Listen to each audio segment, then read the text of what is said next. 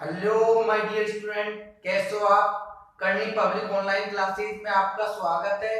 Lecture number 12 में हमने हिमांक अवनमन के बारे में पढ़ा था। आज हम हिमांक अवनमन से संबंधित एक न्यूमेरिकल पढ़ने जा रहे हैं। अच्छा, न्यूमेरिकल पढ़ने से पहले इसको हम समझ लेते हैं। ओके, तो मैं यहाँ पे लिख देता हूँ 1।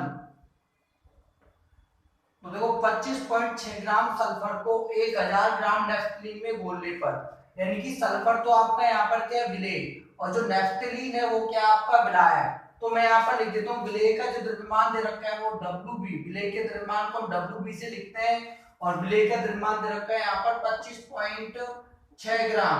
अच्छा, जो विलायक है यहाँ पर नेफ्थलीन है, और नेफ्थलीन का जो द्रव्यमान दे रखा है वो कितना दे रखा है, 1000 ग्राम। कितना दे रखा है, 1000 ग्राम। ओके, और हिमांक अवनमन यानी कि डेल्टा की एफ की जो वैल्यू दे रखी है वो कितनी दे रखी है, 0.68 केल्विन। ओके, है ना। इसके अलावा देखो पूछ क्या रहा है क्वेश्चन में, सल्फर का अणु सूत्र पूछ रहा है। सल्फर का क्या ज्ञात करना है, अणु सूत्र ज्ञात करना है। तो अणु सूत्र ज्ञात करने से पहले हमें क्या ज्ञात करना होगा, अणु भार ज्ञात करना होगा। किसका अणु भार ज्ञात करना होगा, विलेय का अनुभार, और विलेय के अनुभार को लिखेंगे हम एमबी से। हमें क्या ज्ञात करना है, विलेय का अनुभार। यदि अनुभार ज्ञात हो गया तो हम अनुभार से क्या निकाल लेंगे, अणुसूत्र निकाल लेंगे। अब हमारे पास देखो जो हिमांक अवनमन का जो फॉर्मूला आया था वो क्या आया था, हिमांक अवनमन का फॉर्मूला आया था डेल्टा टीएफ बराबर के एफ एम। ओके, अब हम जानते हैं मोललता क्या होती है, 1 किलोग्राम विलायक में उपस्थित विलेय के मोलों की संख्या को हम क्या कहते हैं, मोललता। और मोललता का जो फॉर्मूला होता था वो क्या होता था, WB into 1000, WB into 1000 upon MB into WA। अच्छा, हमें क्या ज्ञात करना है, MB। तो MB को हम इधर ले आते हैं, डेल्टा TF को इधर ले आते हैं। तो देखो क्या आ जाएगा, MB बराबर आ जाएगा मेरे पास KF WB इंटू 1000 बटा delta TF into WA। Okay, तो ध्यान दीजिएगा KF की वैल्यू कितनी दे रखी है हमें, KF की वैल्यू दे रखी है 6.8। कितनी दे रखी है, KF की वैल्यू है यहाँ पर 6.8 इंटू WB की वैल्यू कितनी दे रखी है, 25.6 ग्राम इंटू 1000 बटा डेल्टा TF की वैल्यू कितनी दे रखी है, 0.68 इंटू WB की वैल्यू कितनी दे रखी है, 25.6 ग्राम, है ना, 25.6 ग्राम।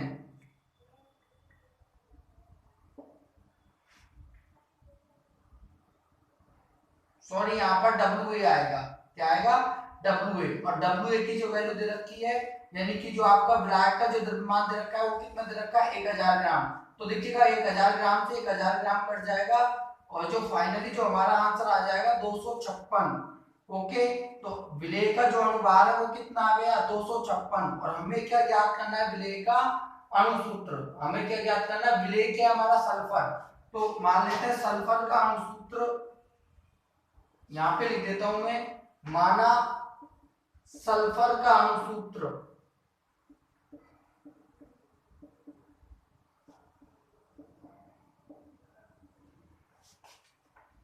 SX है। सल्फर का प्रतीक क्या होता है, S, है ना। तो मैं यहाँ पे अच्छा आप जानते हो, मैं लिख देता हूं अतः अणुभार। हम जानते हैं सल्फर का अणुभार कितना होता है, 32 इंटू एक्स, है ना। तो ध्यान दीजिएगा, जो टोटल जो अनुभार आया वो हमारा कितना है, 256। टोटल अनुभार कितना है, 256। तो मैं लिख सकता हूँ अनुभार की जो वैल्यू है वो कितनी है, 256। तो मैं यहाँ से लिख सकता हूँ 256 बराबर 32 इंटू एक्स। तो एक्स बराबर आ जाएगा मेरे पास 256 बटा 32, यानी कि एक्स की वैल्यू कितनी आ गई हमारे पास, 8, है ना। ओके, तो x की जगह पर मैं क्या रख दूंगा, यहाँ पर 8, है ना। तो मैं कह सकता हूं अतः सल्फर का अणुसूत्र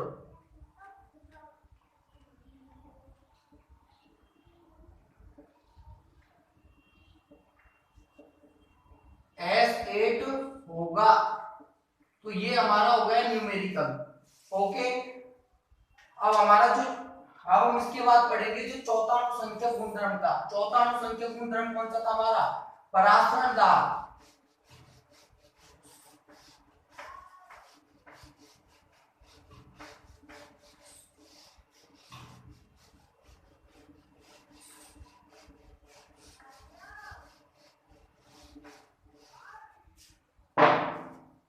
देखिएगा जो चौथा अनुसंख्यक गुणधर्म था वो था हमारा परासरण दाब। परासरण दाब को अंग्रेजी में बोलते हैं ऑस्मैटिक प्रेशर। ऑस्मैटिक प्रेशर। अच्छा, परासरण दाब को समझने से पहले हमें किसके बारे में अध्ययन करना पड़ेगा? परासरण के बारे में। ओके, परासरण को अंग्रेजी में बोलते हैं ऑस्मोसिस। अब देखो परासरण क्या होता है, आपने देखा होगा जब पानी में हम किशमिश को डालते हैं तो किशमिश फूल जाती है ना। इसी प्रकार हम जानते हैं जब कोई जानवर मृत हो जाता है तो हम उसको पानी में फेंक देते हैं तो जानवर के अंदर क्या बढ़ जाता है? पानी बढ़ जाता है। क्या बढ़ जाता है? पानी। तो देखो जानवर हो चाहे वनस्पति हो, सबके अंदर एक मेम्ब्रेन होती है, उस मेम्ब्रेन को बोलते हैं अर्धपारगम झिल्ली।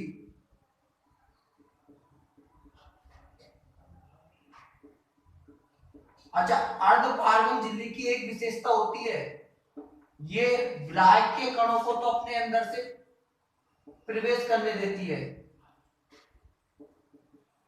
ये अपने में होकर के विलायक के कणों को तो प्रवेश करने देती है।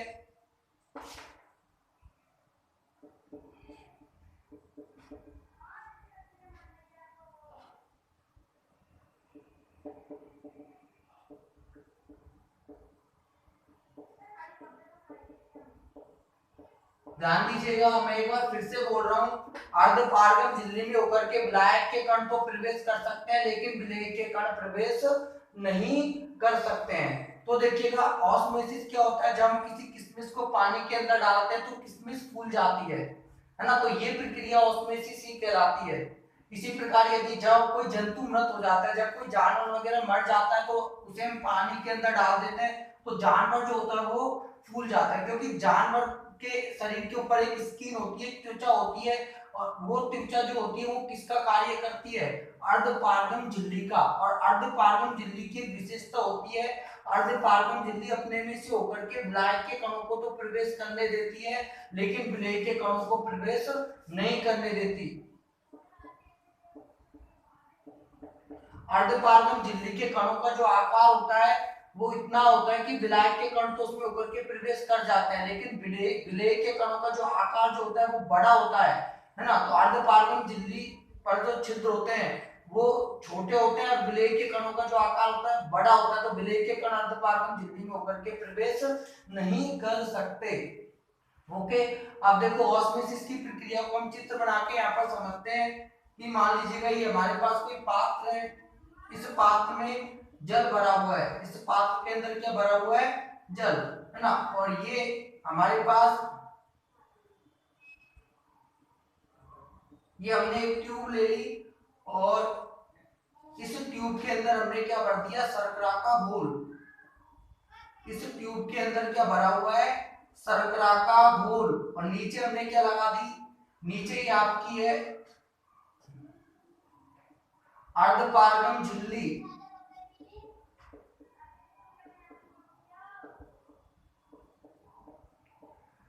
अच्छा, इसमें शर्करा का जो घोल है वो मान लीजिएगा यहां तक भरा हुआ है, इसको कह देते हैं प्रारंभिक स्थिति। प्रारंभिक स्थिति। और इस पात्र में क्या भरा हुआ है? शुद्ध जल। इस पात्र में क्या भरा हुआ है? शुद्ध जल। ओके, तो कुछ देर बाद हम देखते हैं कि होता क्या है। मैं यहाँ पर एक और डायग्राम बनाता हूं।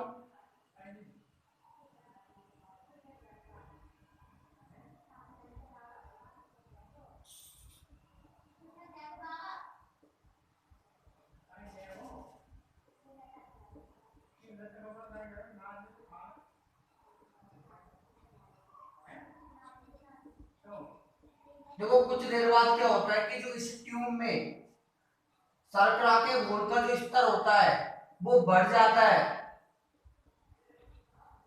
इसका मतलब हम कह सकते हैं विलायक के मॉलिक्यूल, विलायक के कण जो है वो अर्धपारगम झिल्ली से होकर के कहां प्रवेश कर रहे हैं, ट्यूब के अंदर, है ना। तो विलायक के जो कण है वो अर्धपारगम झिल्ली से होकर के कहां प्रवेश कर रहे हैं, ट्यूब के अंदर। तो देखिएगा परासन की डेफिनेशन क्या हो जाएगी, मैं यहाँ पर परासन की डेफिनेशन लिख रहा हूं, अर्धपारगम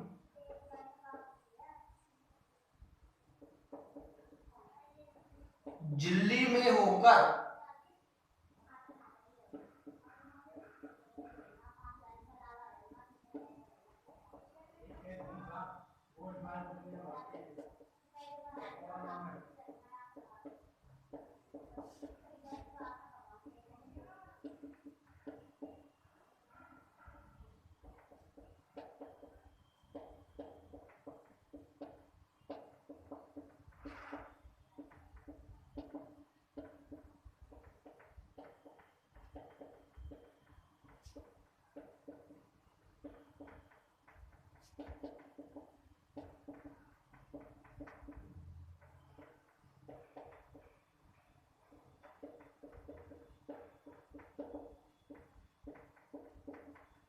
ध्यान दीजिएगा, देखो क्या डेफिनेशन है, अर्धपारगम झिल्ली में होकर निम्न सांद्रता वाले विलयन से उच्च सांद्रता वाले विलयन में विलायक के अणुओं के प्रवाह को हम क्या कहते हैं, परासन कहते हैं। तो देखो यहाँ पर शर्करा की सांद्रता कहाँ अधिक है, इस ट्यूब के अंदर शर्करा की सांद्रता क्या है, अधिक। और ये जो आपका बाहर जो ये आपका जो यहाँ पर ये कंटेनर में जो जल भरा है, इस जल में शर्करा के अणुओं की सांद्रता क्या है, कम है। तो देखो सर जो विलायक के अणु है वो निम्न सांद्रता से विलायक के अणु निम्न सांद्रता से किधर जा रहे हैं, उच्च सांद्रता वाले विलयन में प्रवेश कर रहे हैं। तो देखो ये डेफिनेशन मैंने यहाँ पर लिखाई है, अर्धपारगम झिल्ली में होकर निम्न सांद्रता वाले विलयन से उच्च सांद्रता वाले विलयन में विलायक के अणुओं के प्रवाह को हम क्या कहते हैं, परासरण कहते हैं। ओके, अब हम परासरण को पढ़ चुके हैं। अब इसके बाद हम जो पढ़ेंगे वो पढ़ेंगे परासरण दाब। मैं यहाँ मिटा देता हूँ, उसको आप फिर कॉपी में उतार लीजिएगा। अब हम पढ़ेंगे परासरण दाब को। परासरण दाब क्या होता है, परासरण की प्रक्रिया हमने समझ ली, है ना। तो देखिएगा परासरण दाब को समझने के लिए हम क्या करते हैं, यहाँ पर मैं एक पात्र बना रहा हूं बड़ा सा। इस पात्र को मैंने क्या किया, दो भागों में डिवाइड कर दिया। इस पात्र को मैंने कितने भागों में डिवाइड कर दिया, दो भागों में। और यहाँ पर बीच में मैंने क्या लगा दी, एसपीएम, अर्धपारगम झिल्ली को अंग्रेजी में बोलते हैं एसपीएम। ये आपकी क्या हो गई, अर्धपारगम झिल्ली।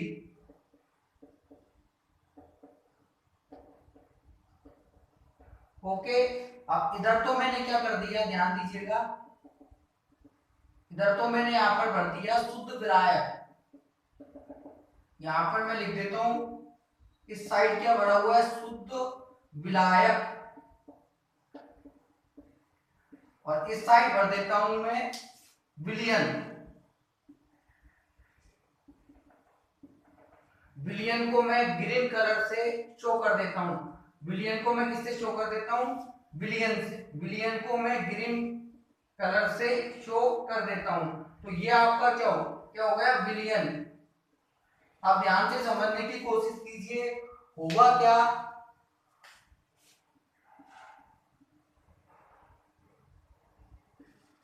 कि जो विलायक के अणु जो है वो निम्न सांद्रता वाले विलयन से उच्च सांद्रता वाले विलयन की ओर प्रवेश करेंगे।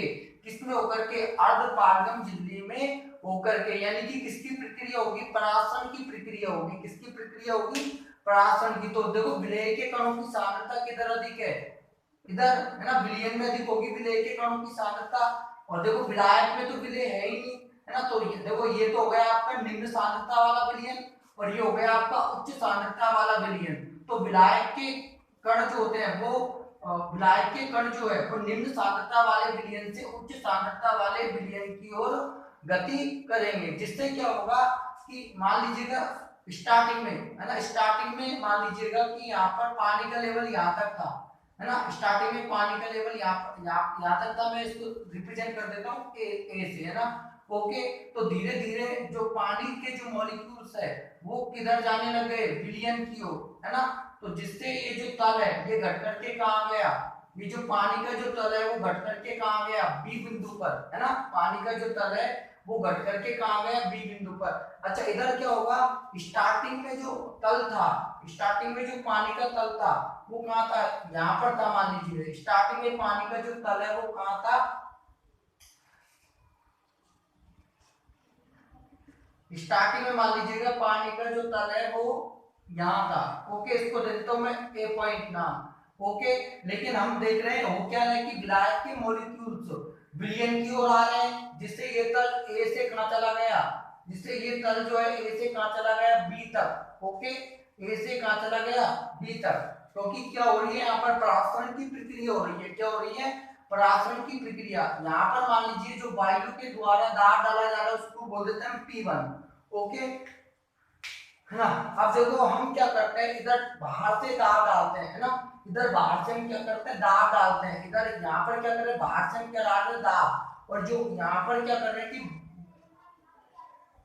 जो आपका जो पिस्टन है, पिस्टन को बी पॉइंट से हम कहां पर ले आते हैं, ए पॉइंट पर ले आते हैं वापस। पिस्टन को बी पॉइंट से कहां पर ले आते हैं, ए पॉइंट तक। मतलब यहाँ पर हम अतिरिक्त दाब डाल रहे हैं। क्या डाल रहे हैं, अतिरिक्त दाब। ओके, यहाँ पर जो दाब डाल रहे हैं वो, यहाँ पर जो विलयन पर जो दाब डल रहा है वो कौन सा डल रहा है, P2। और यहाँ पर मैं कह सकता हूँ P2 बराबर यहाँ पर क्या, P1 प्लस पाई, है ना।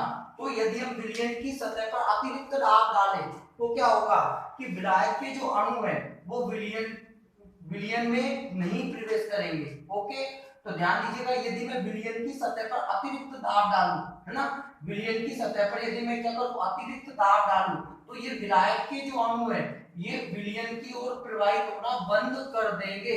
तो ये जो मैंने अतिरिक्त दाब डाला है, इस अतिरिक्त दाब को ही मैं क्या कहूंगा, परासरण दाब। इस अतिरिक्त दाब को ही मैं क्या कहूंगा, परासरण दाब। मैं यहाँ पर डेफिनेशन लिख देता हूँ परासरण दाब की, विलयन की सतह पर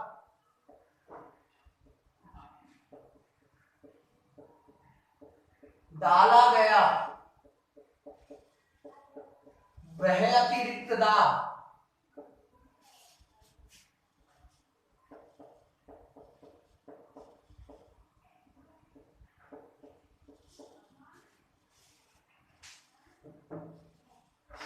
इसको मिटा देता हूं, है ना। विलयन की सतह पर डाला गया वह अतिरिक्त दाब जो अर्ध पारगम झिल्ली में होकर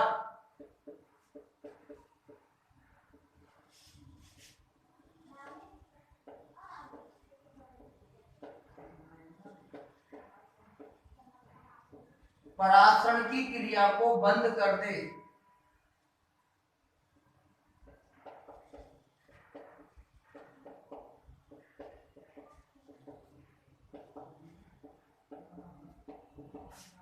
परासरण दाब कहलाता है।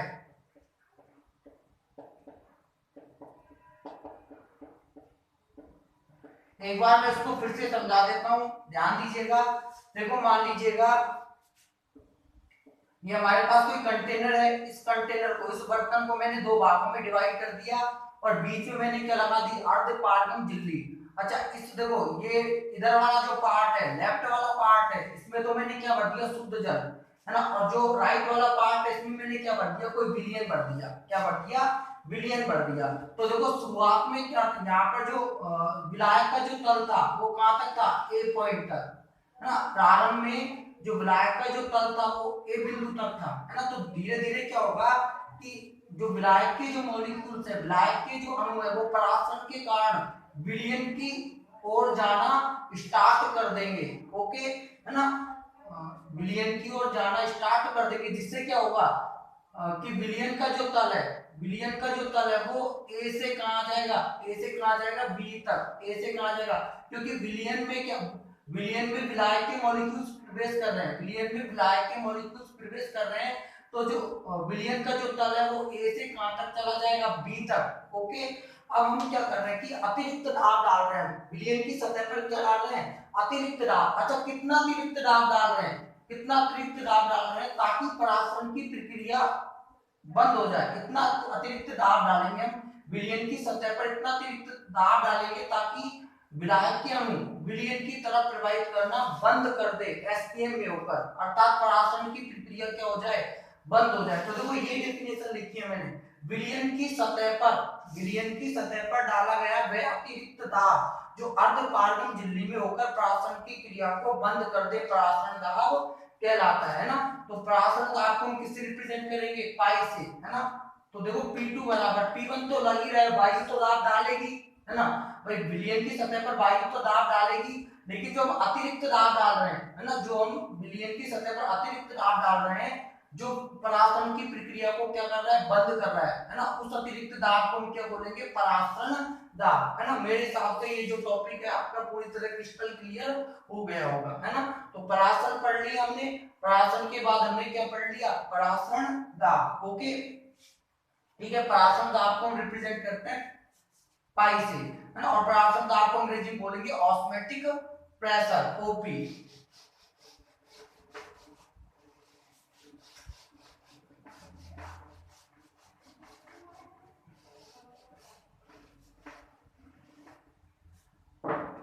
मैं यहाँ पर लिख देता हूँ, हेडिंग डाल देता हूँ यहाँ पर,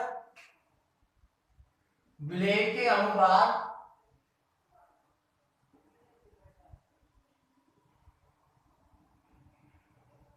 तथा परासरण दाब में संबंध।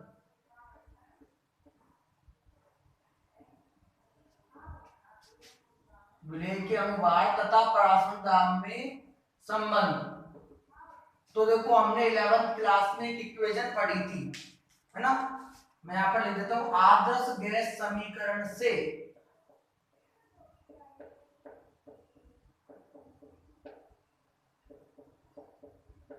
अच्छा, आदर्श गैस क्या होती थी, पीवी बराबर एनआरटी। पी यहाँ पर क्या होता था, प्रेशर, बी यहाँ पर क्या होता था, वॉल्यूम, एन यहाँ पर क्या होते थे, नंबर ऑफ मोल, आर होता था गैस स्थिरांक, सार्वत्रिक गैस स्थिरांक, और टी होता था टेम्परेचर, है ना। तो यहाँ पर पी की जगह पर मैं क्या लिख देता हूँ, पाई, पी की जगह पर क्या लिख देता हूँ, पाई बी, और एन की जगह पर लिख देता हूँ एन बी। एन बी यहाँ पर क्या, विलेय के मोल, R T, R T, R यहाँ पर क्या, सार्वत्रिक गैस स्थिरांक, सार्वत्रिक गैस स्थिरांक, और टी यहाँ पर है टेम्परेचर। ओके, तो एन बी बराबर, एन बी यहाँ पर क्या, विलेय के मोल।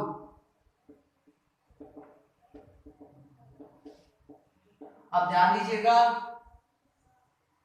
एन बी बराबर हो जाएगा डब्ल्यू बी बटा एम बी, यानी कि जो विलेय के मोल हम कैसे निकालेंगे, यानी कि विलेय का द्रव्यमान बटा विलेय का अनुभार।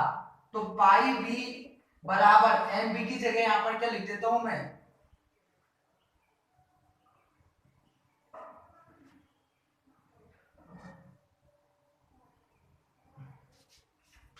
चलो थोड़ा सा गलत हो गया, मैं वापस सही कर देता हूं। देखो पीवी बराबर क्या होता था हमारा एनआरटी। ओके, तो मैं यहां से क्या लिख सकता हूं, पाई बी बराबर एनआरटी। ओके, तो पाई बराबर N B upon N upon B R T. Okay, B को इधर ले गया मैं, तो हम जानते हैं सी बराबर क्या होता है, एन अपॉन बी, है ना। कंसंट्रेशन बराबर क्या होता है, एन मतलब इकाई आयतन में उपस्थित मोलों की संख्या को, है ना, इकाई आयतन में उपस्थित विलेय के मोलों की संख्या को, उस विलयन की क्या कहते हैं, सांद्रता, है ना। तो सी बराबर होता है एन अपॉन बी। तो पाई बराबर यहां पर क्या लिख देता हूं मैं, सी आर टी, क्या लिख देता हूं, सी आर टी। ओके, सी यहां पर क्या है, सांद्रता, तो पाई बराबर सी की जगह पर क्या लिख देता हूं, एम, और ये आ जाएगा आपका पाई बराबर एम आर टी। ओके, तो ये मेरे पास ऑस्मोटिक प्रेशर निकालने के लिए क्या हो गया, फॉर्मूला हो गया। ओके, ऑस्मोटिक प्रेशर निकालने के लिए क्या हो गया, फॉर्मूला, है ना। क्लियर है ना भाई, ठीक है। आज के लिए इतना ही काफी है, कल हम पढ़ेंगे परासरण दाब का एक न्यूमेरिकल। Thanks for watching.